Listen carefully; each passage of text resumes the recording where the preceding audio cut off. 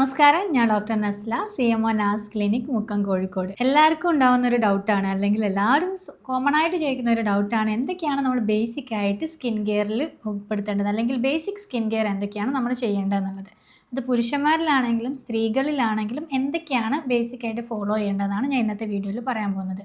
അപ്പോൾ നമ്മൾ ആദ്യത്തെ പറഞ്ഞ പോലെ തന്നെ ഈ സ്കിൻ കെയർ എന്ന് പറയുന്നത് ലേഡീസിന് മാത്രമുള്ളതോ അല്ലെങ്കിൽ പുരുഷന്മാർക്ക് മാത്രമുള്ളതല്ല.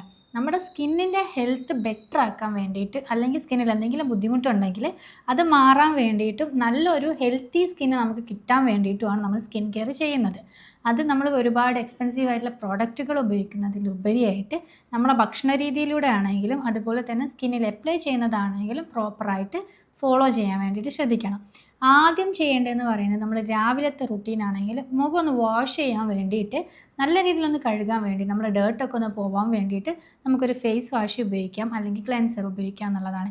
നിങ്ങളുടെ സ്കിൻ ടൈപ്പ് ഏതാണെന്ന് നോക്കിയിട്ട് നിങ്ങൾക്ക് ഏത് ഫേസ് വാഷ് വേണമെങ്കിലും യൂസ് ചെയ്യാൻ പറ്റും. ഇനി നമ്മുടെ സ്കിൻ ടൈപ്പ് എങ്ങനെയാണ് തിരിച്ചറിയാൻ നോക്കിയാലോ, നമ്മൾ നന്നായിട്ടൊന്ന് മുഖം കഴുകിയതിന് ശേഷം 1 മണിക്കൂർ വെയിറ്റ് ചെയ്യുക, അല്ലെങ്കിൽ ഒരു 45 മിനിറ്റ് നേരം ഒന്ന് വെയിറ്റ് ചെയ്യുക. എന്നിട്ട് നമ്മുടെ സ്കിൻ നമ്മൾ കണ്ണാടിയിൽ നോക്കുന്ന സമയത്ത് ഒരു ഷൈനിങ് അപ്പിയറൻസ് ഉണ്ടെങ്കിൽ, അല്ലെങ്കിൽ ഒരു ടിഷ്യൂ പേപ്പർ എടുത്ത് തുടയ്ക്കുന്ന സമയത്ത് അതിൽ കുറച്ചൊരു ഓയിലി നേച്ചർ കാണുന്നുണ്ടെങ്കിൽ നമ്മുടെ സ്കിന്ന് ഓയിലി ആണെന്ന് പറയാൻ പറ്റും. ഇനി നമ്മൾ 1 മണിക്കൂറിന് ശേഷവും നമ്മുടെ മുഖത്ത് നമ്മൾ ഈ വൈപ്പ് ഔട്ട് ചെയ്യുന്ന സമയത്ത്, അല്ലെങ്കിൽ നമ്മൾ തൊട്ട് നോക്കുന്ന സമയത്ത് ഈ ഒരു ഏരിയയിൽ മാത്രമാണ് നമ്മൾക്ക് ഓയിലി ഉള്ളത്, ഈ ബാക്കിയുള്ള 2 സൈഡിലായിട്ടാണെങ്കിൽ, അല്ലെങ്കിൽ ഒരു ഏരിയയിൽ നോർമലി മറ്റേ സൈഡിൽ കൂടുതലും ഓയിലി ഫീൽ ചെയ്യുകയാണെങ്കിൽ നിങ്ങൾ ശ്രദ്ധിക്കേണ്ട കാര്യം നിങ്ങളുടെ കോമ്പിനേഷൻ സ്കിൻ ആയിരിക്കാം. അതല്ലെങ്കിൽ നിങ്ങൾ ഈ വൈപ്പ് ഔട്ട് ചെയ്യുന്ന സമയത്ത് പൗഡറി ആയിട്ട് വരുന്നുണ്ട്, നമ്മൾ ചിരിക്കുന്ന സമയത്തൊക്കെ വലിഞ്ഞു മുറുകുന്ന പോലെയൊക്കെ തോന്നുന്നുണ്ടെങ്കിൽ നിങ്ങൾക്ക് ഡ്രൈ സ്കിൻ ആയിരിക്കാം. ഇതല്ല, 1 hour കഴിഞ്ഞിട്ട് നിങ്ങളുടെ മുഖത്ത് ഒരു ചേഞ്ചസും ഇല്ലെങ്കിൽ അത് നോർമൽ സ്കിന്നായിരിക്കും. അപ്പോൾ ഇതിലേത് സ്കിന്നാണെന്ന് മനസ്സിലാക്കിയ ശേഷം ഏത് സ്കിന്നിന് ആ ഒരു സ്കിൻ ടൈപ്പ് അനുസരിച്ചിട്ടാണ് നമുക്ക് ഓരോ പ്രോഡക്റ്റുകളൊക്കെ യൂസ് ചെയ്യാൻ പറ്റുന്നത്. അപ്പോൾ നമ്മളൊരു ഫേസ് വാഷ് ആണ് നമ്മൾ രാവിലെ യൂസ് ചെയ്യേണ്ടത്. അതിനുശേഷം ഏത് സ്കിൻ ടൈപ്പ് ആണെങ്കിലും പിന്നെ നമ്മൾ കൊടുക്കേണ്ട ഹൈഡ്രേഷനാണ്. എന്ന് വെച്ചാൽ നമ്മുടെ സ്കിന്നിന് ഏറ്റവും ബേസിക്കായിട്ട് കൊടുക്കേണ്ട കാര്യം എന്ന് പറയുന്നത് ഹൈഡ്രേഷനാണ്. അതിന് നമുക്ക് സീറം വേണമെങ്കിൽ യൂസ് ചെയ്യാം, അല്ലെങ്കിൽ മോയ്സ്ചറൈസർ യൂസ് ചെയ്യാം. ഇനി അതിന് ശേഷം നമ്മൾ യൂസ് ചെയ്യേണ്ട സൺസ്ക്രീനാണ്. ഏറ്റവും ഇമ്പോർട്ടൻ്റ് ആയിട്ടുള്ള കാര്യം സൺസ്ക്രീനാണ്. പുറത്തിറങ്ങുന്ന സമയത്ത് സൺസ്ക്രീൻ അപ്ലൈ ചെയ്തിട്ട് പോകാൻ വേണ്ടി ശ്രദ്ധിക്കുക. സൺസ്ക്രീൻ അപ്ലൈ ചെയ്യുന്ന സമയത്ത് ഒരു 10 മിനിറ്റ് മുമ്പ്, പുറത്ത് പോകുന്നതിൻ്റെ ഒരു 10 മിനിറ്റ് മുമ്പായിട്ടെങ്കിലും സൺസ്ക്രീൻ അപ്ലൈ ചെയ്യാനും 2 ഫിംഗർ മുഴുവനായിട്ട് സൺസ്ക്രീൻ എടുത്തതിന് ശേഷം അപ്ലൈ ചെയ്യാൻ വേണ്ടിയിട്ട് ശ്രദ്ധിക്കുക. അത് കഴുത്തിലും കൂടെ അപ്ലൈ ചെയ്യുക.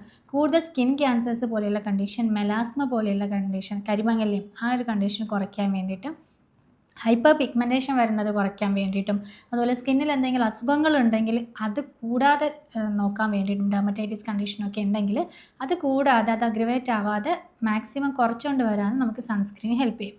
ഇനി നമ്മൾ നൈറ്റ് എങ്ങനെയാണ് സ്കിൻ കെയർ വേണ്ടതെന്ന് വെച്ചാൽ, ഇതേപോലെ തന്നെ നമ്മൾക്ക് ഫേസ് വാഷ് ചെയ്യുക, പുറത്ത് പോയി വന്നതിന് ശേഷം ഒരു ഫേസ് വാഷ് ചെയ്യുക, ഒരു നല്ലൊരു മോയ്സ്ചറൈസർ അപ്ലൈ ചെയ്യുക എന്നുള്ളതാണ്. ഇനി നിങ്ങൾ ഏതെങ്കിലും ഡോക്ടറിനെ കൺസൾട്ട് ചെയ്തതിന് ശേഷം നിങ്ങൾക്ക് എന്തെങ്കിലും സ്കിൻ കണ്ടീഷൻ ഉണ്ടെങ്കിൽ, അവരെന്തെങ്കിലും ക്രീമുകൾ സജസ്റ്റ് ചെയ്തിട്ടുണ്ടെങ്കിൽ നമ്മൾക്കത് ആ ഒരു മോയ്സ്ചറൈസറിൻ്റെ മുന്നേ ആയിട്ട് അപ്ലൈ ചെയ്തിട്ട് അതിന് ശേഷം മോയ്സ്ചറൈസർ അപ്ലൈ ചെയ്യുക എന്നുള്ളതാണ്. അപ്പോൾ സാധാരണ ക്ലിനിക്കിൽ കൂടുതൽ ആളുകളും വരുന്നത് പിഗ്മെൻറ്റേഷൻ കണ്ടീഷൻ ആയിരിക്കും. അപ്പോൾ മെലാസ്മയ്ക്ക് പലതരത്തിലുള്ള ക്രീംസൊക്കെ കൊടുത്തിട്ടുണ്ടെങ്കിൽ, അല്ലെങ്കിൽ പിഗ്മെൻറ്റേഷന് ക്രീംസ് തന്നിട്ടുണ്ടെങ്കിൽ അത് ആ മോയ്സ്ചറൈസറിൻ്റെ മുന്നേ ആയിട്ട് അപ്ലൈ ചെയ്യാനും അതിന് ശേഷം മോയ്സ്ചറൈസർ അപ്ലൈ ചെയ്യാനും വേണ്ടി ശ്രദ്ധിക്കുക. ഇതിൻ്റെ ഒക്കെ കൂടെ നമ്മൾ ചെയ്യേണ്ട കാര്യം എന്ന് പറയുന്നത്, സ്കിൻ ഹെൽത്തിനാണെങ്കിലും നമ്മുടെ ഓവറോൾ ഹെൽത്തിനാണെങ്കിലും ഡെയിലി ഒരു 8 മുതൽ 10 ഗ്ലാസ് വരെ വെള്ളം നിർബന്ധമായിട്ടും കുടിക്കണം. ഹൈഡ്രേഷൻ ഇമ്പോർട്ടൻ്റ് ആയിട്ടുള്ള കാര്യമാണ്.